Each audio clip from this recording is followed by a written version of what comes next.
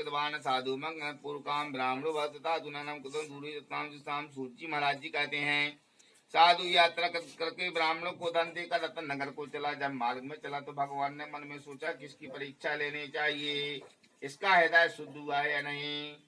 परमात्मा बोले कि जेल खाने से कड़े आए, इन्हें देखन तो कि जी बलते हैं कि वैसे ही है। अतः दंडी स्वामी का वेश बनाकर साधु से प्रश्न किया। वहां से पंडित जी को वेश बना के आए, उनसे पूछने लगे सेठ जी से, हे साधु तुम्हारी नौका में वर्तमान में क्या है? बोली तुम काहे ले जा रहे हो? तो धन के मत के चूर उत्तर दिया, हे डंडी तुम क्यों पूछते हो? क्या तुम्हारी इच्छा द्रव्य लेने की है? तुमको क्या मतलब है? हमारी नाव में तो केवल लता पत्ते घास भून भरी है। बोले हम व्यापार करने वाले आदमी, तो हमारे तो कोई किराने को नमक मसालो है। ऐसे कठोर वचन सुनकर भगवान ने कहा कि तुम्हारा वचन सत्य हो, जैसा कहता है वैसा ही हो। बोले भैया नाराज न हो, जैसा कहा तो वैसे ही हो जाए। कुछ दूर जाकर के समुद्र के किनारे एक जगह पेड़ पर बैठ गए। तो समुद्र के किनारे एक पेड़ पे बैठ गए। उनके जाने के बाद अपना नित्य कर्म किया। तत्पश्चात उसने नौका की ओर देखा तो नौका जल के ऊपर तैर रही थी। शाम के समय का उन्हें खोलो, सुबह ऊपर उतरा वह विश्राम में पड़ गया। जब उसने नौका पर चढ़कर देखा तो नौका में जवाद की जगह लता पत्ते मिले। जब खोल के देखे तो वे लता पत्ता राहु में मोक्षित होकर के बिजली पर गिर पड़ा और होश आने पर अनंत चिंतित हुआ। तो साधु बानिया के दामाद ने साधु से कहा, उनके दामाद कहने लगे कि शोक चिंता क्यों करते हो? आपको भगवान ने श्राप दिया है। बोले वे भगवान आए थे परीक्षा लेने के लाने, क्योंकि कहा गया है कि गत शोको न कर्तव्यम भविष्य ने चिंतित वर्तमान चिंता उचिता सनी बहने। तो चिंता चिता से कहती है कि मैं तुमसे बड़ी हूँ, आपसी में उनको विवाद होगा। बोले हम बड़े हैं, वे बोले हम बड़े हैं। तो चिंता चिता से कहती है कि मैं तुमसे बड़ी हूँ। अंतर का है तुम मुर्दों को जलाती है, मैं जीती को जलाती हूँ। बोले अंतर दो भर है कि हम जिया लग जाए तो कोनो दवाई काम नहीं करता, अंत में फिर हम तुम्हारे लोग पहुंचाई, इसे हम बड़े हैं। हे पिता आप अपनी डंडी का श्राप है, व्यर्थ में चिंता ना करें। बोले इसे तुम चिंता ना करो, भगवान की शरण में जाओ तो तुम्हारा काम बनने। क्योंकि कहा गया है हिमालय पुनः में ले जाएगा है डंडी का श्राप, उनसे जाओ मंगाओ क्षमा विनय पूर्वक आप। इसमें संदेह नहीं है, डंडी स्वामी की शरण में जाकर के उनसे क्षमा मांगो, वे आपकी इच्छा पूरी करेंगे। बोले तो चाहिए सुनाओ रहा कछु नहीं होने, उनकी शरण में जाओ और यहाँ पूरा करने। क्योंकि कहा गया है कि पिनते पाल रगनाए के करुणा सिंध करार गई शरण प्रभु राखियो सब अपराध विशाल। बोले अगर अपराध भी करे हुए हैं उनकी शरण में पहुंच जाओ तो अपराध भी माफ हो जाए। लेकिन मोह मूल बहुसूल त्याग तब अभिमान।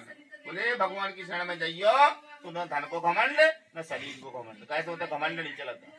भजाओ राम रघुनाय के कृपा सिंध भगवान। बोले उन्हें तो जितने भजो उतने में वे प्रसन्न हुए। गीता में भगवान ने कहा है कि मम पासना जो पुरुष करते नित्य मेरा ध्यान धर, मैं तिरस्कार करता हूँ उन्हें शुभ योग क्षेम प्रदान कर। बोले हम उनके लाने सदैव पहले थे वो आज भी हैं, जो रोज हमारा स्मरण करते हैं, हम बोले उनकी रोज रक्षा करते हैं। इस प्रकार दामाद की बात सुनकर डंडी स्वामी के पास गया, भक्ति पूर्वक नमस्कार किया, उनसे आदर पूर्वक बोला कि हे प्रभु मैंने आपके से झूठ बोला है, अपराध किया है, उसे क्षमा कीजिए। मंदिर में जाकर उनसे गलती बनाई और कहने लगे कि मैं अपराधी जन्म का। बोले महाराज हल्के से अपराधी अपराध तो करे ही, साजो तो हमने आज लो करो ही नहीं है। मैं अपराधी जन्म का नक्श के बड़ा विकार। बोले पुण्य तो कहूँ बचे ही नहीं है, तुम दाता दुख भंजना मेरी करो बार। बोले तुम परमात्मा हो तो तुम्हें एक देव और माफ करो तुम आओ। इस प्रकार साधु बार बार दंडवत किया, महान शोक विलाप हो गया। साधु ने विलाप करते देखकर डंडी स्वामी ने कहा कि साधु रो मत।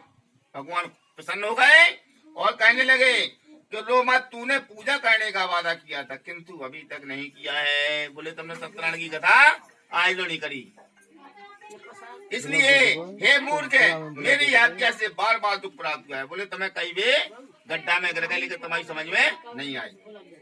दंडी स्वामी के कथन सुनकर स्तुति करने लगा और कहने लगा कि हे भगवान, आपकी माया से ब्रह्मा इत्यादि देवता मोहित हैं। बोले ब्रह्मा विष्णु आपकी पूजा नहीं कर पाए, हम तो तब नाराज हो पाए। और आपकी आश्चर्य जनक रूप और गुणों को नहीं जानते हैं। मैं मूर्ख हूँ। बोले हम तो मूर्ख ही हैं, हमें कोई ज्ञान हो तो आयलो सत्यनारायण की कथा हो ही जाती। इसलिए मैं आपको कैसे जान सकता हूँ? माया में लीन हूँ, अब मेरा अपराध क्षमा कीजिए। और बोले आप ही ने सब माया दे दी, जब माया न देते आपका तो हम बचा ही रहते। मैं अपने श्रद्धा के अनुसार आपका पूजन करूंगा। मैं आपकी शरण में आया हूँ, अतः मेरा पूधन देकर मेरी रक्षा कीजिए। बोले लेकिन सत्यनारायण बचे जब हमारे लत्ता पत्ता हो जाए सही, नहीं तो 16 बचे। इस प्रकार साधु की भक्ति बात सुनकर दंडी स्वामी प्रसन्न हो गए। बोले भैया तू जो के तो हो जाए, लेकिन तब बचुआ नहीं। और भगवान कहने लगे कि धन का घमंड प्यारे मन से दूर करो, दौलत का खजाना सब यहीं रह जाना। बोले जिन्ना आंखें मिच गई, सो जो धन तई धरूरा ने। अल्प काल जीवन पर नाम पर ध्यान धरो। बोले आए लो हम आपको न सोचो, हमने पहुंचाओ है, लेकिन हमारा नाम नहीं लेता। वो तो माया में बद गए कि जो हमारा है, लेकिन हमारा नाम नहीं लेता। अल्प काल जीवन पर नाम पर ध्यान धरो, आए हो जहाँ से वहीं फिर से जाना है। 70-80 के भाई सोलने के 10-20 साल को भरने को मेहमान है। तो बोले हमारे तक ही आवे की तो तई आई कह रहा हो, पुण्य धरा में कह रहा हो, कहते तुम्हारा खजानो भरो रहा है। ऐते को भरे से कछु नहीं है ना, जब ते को भर जाए वो ते को भर जाए। दू जंग को झगड़े और लड़ाई का कुछ काम नहीं, काय को किसी से बैर तुमको बढ़ाना नहीं है। बोले ना झगड़ा करो ना लड़ाई करो, कैसे है तो को है ही नहीं है कछु। सब जो लो है जो लो राव उपयंत में जाने तो है ही है। तो देख कांचती ना का को जगह को के बाद वहां आ सकता है जिंदगी। लेकिन मैं एक बात तुमको बता रहा हूँ, काऊ को सताओ मत, अंत में मर जाना है। नर काम क्रोध तथा लोभन से सदैव जो मुक्त है। बोले हम उनके संग पहले थे आज हैं, जो सच्चाई पे चलते हैं उनके संग हती थे वो आज हैं। वह प्राप्त करता है मुझे, शुभ आचरण से युक्त है। ऐसा कहकर के दंडी स्वामी ने वरदान दिया कि तुम्हारा मनुष्य होगा, तुम्हारा वापिस मिल जाएगा। इस प्रकार बांकी पल देखकर दंडी स्वरूप भगवान वही आदर्श हो गए। इसके बाद साधु ने जब आकर देखा तो नौका को धन से भरपूर पाया। सत्यदेव भगवान के पास ही मेरा पंक्ति प्राप्त।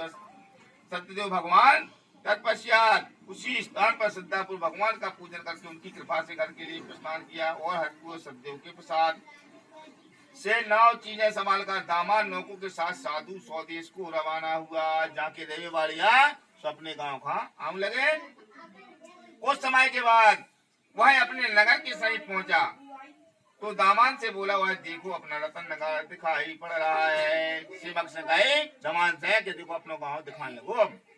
इस प्रकार कहकर के अपने द्रव्य की रक्षा करने वाले दूतों को घर भेजा। जब दूत नगर में पहुंचकर साधु की स्त्रियों को हाथ जोड़कर प्रिय वचन बोला।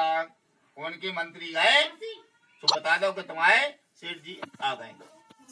अपने पति और दामाद सब लोगों के साथ बहुत सा धन लेकर नगर के समीप आ गए हैं। बोले मलक को धन ले, वो 2 जने आ गए।